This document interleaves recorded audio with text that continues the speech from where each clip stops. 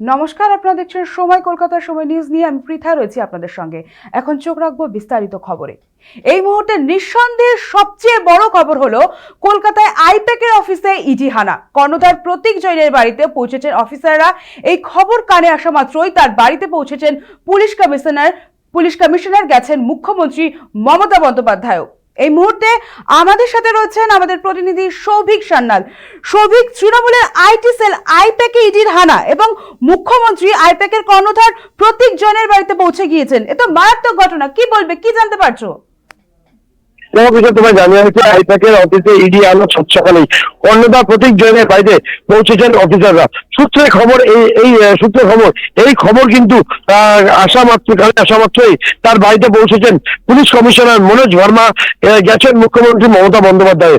ভোর হতেই নড়ে চড়ে বসেছে কলকাতার একাধিক এলাকায়। বৃহস্পতিবার সকালে ভোট কুশলী সংস্থা আইপ্যাকের কর্ণধার প্রতীক জৈনের বাড়িতে ও দপ্তরে একযোগে হানা দিল এনফোর্সমেন্ট ডিরেক্টরেট। সকাল থেকে এই আইপ্যাকের দপ্তরে এবং শহরের লাউডন স্ট্রিটে প্রতীক জৈনের বাড়িতে শুরু হয় তল্লাশি। ইডি সূত্রে খবর যে দিল্লির একটি পুরনো কয়লা পাচার মামলায় সূত্র ধরে এই অভিযান। জানা গিয়েছে বুধবার রাতেই দিল্লি থেকে একটি বিশেষ দল কিন্তু কলকাতায় আসেন এবং বৃহস্পতিবার সকাল থেকেই একাধিক জায়গায় কিন্তু তারা যে তল্লাশি সেই তল্লাশি চালায়।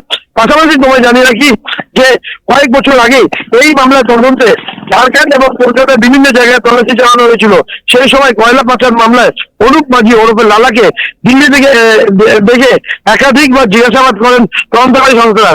শুধু অনুপ মাঝি নন, এই মামলার সঙ্গে যুক্ত সন্দেহ আরো বেশ কয়েকজনকে কিন্তু জেরা করা হয়েছে। পাশাপাশি সমস্ত নথি কিন্তু খতিয়ে দেখা হচ্ছে।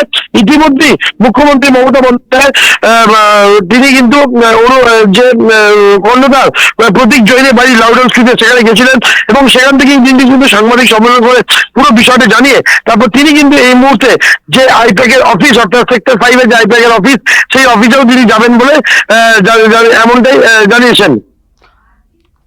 মুখ্যমন্ত্রী কি কোনো বার্তা দিয়েছেন? এই যে ইডি হানা দিল তারপরে মুখ্যমন্ত্রী কি বক্তব্য? তিনি তো ঘটনাটি জানালেন, কিন্তু এই ঘটনার পাল্টা কি বক্তব্য রেখেছেন মুখ্যমন্ত্রী? তিনি কি কিছু জানিয়েছেন? দেখো, তিনি সংবাদ মাধ্যমের সামনে যেটুকু দরকার সেই মতোই কিন্তু জানিয়েছেন যে সব গুরুত্বপূর্ণ নথি তিনি এসে কিন্তু বারবার কিন্তু বিজেপির দিকে অর্থাৎ বিরোধী দলের দিকে কিন্তু বারবার তিনি তোপ দিয়েছেন। পাশাপাশি তিনি কিন্তু পরিষ্কারভাবে বুঝিয়ে দিলেন যে বিজেপির কারণেই কিন্তু এই ইডি হানা।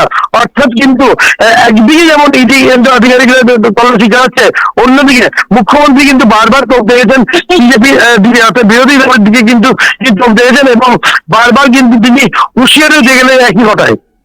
ধন্যবাদ সৌভিক আমাদের সঙ্গে থাকার জন্য। আমরা যেমনটা জানছি যে ভোর হতেই নড়ে চড়ে বসে কলকাতার একাধিক এলাকা এবং বৃহস্পতিবার সকালে ভোট কুশলী সংস্থা আইপ্যাকের কর্ণধার প্রতীক জৈনের বাড়ি ও দফতরে একযোগে হানা দিল এনফোর্সমেন্ট ডিরেক্টর।